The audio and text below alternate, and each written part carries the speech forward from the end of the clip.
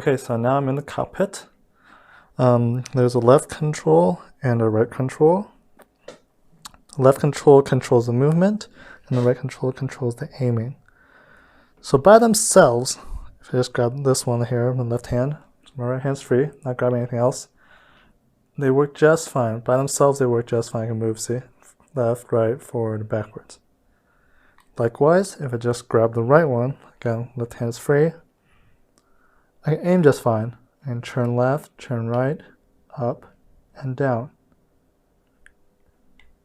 That all works just fine, but when I grab both of them together, this is when I have an issue. Now you can see I can't move left and right. I can only move forwards and backwards. And then my aim, I can only move up and down, I believe. Sometimes like this, sometimes I can't even move at all. I can only aim up and down.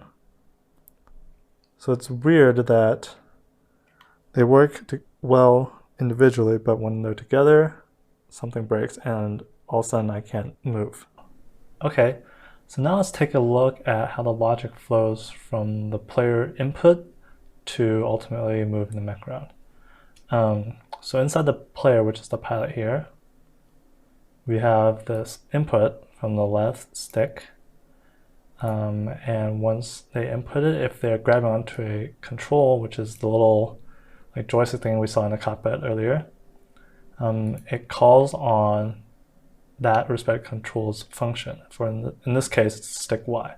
So if you go here, what it does is it takes that Y input and then sends it to a server call.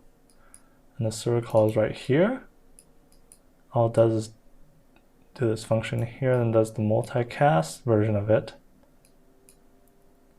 sets it, and then calls this. This is where the mech picks up what happened. This is a dispatcher that control sends off, and then in the mech it'll pick it up and say, oh, okay, the player pressed a button, or in this case it input Y.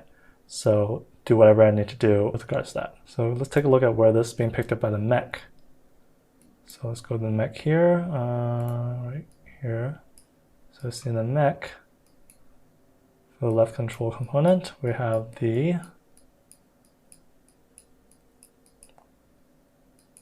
left stick Y action.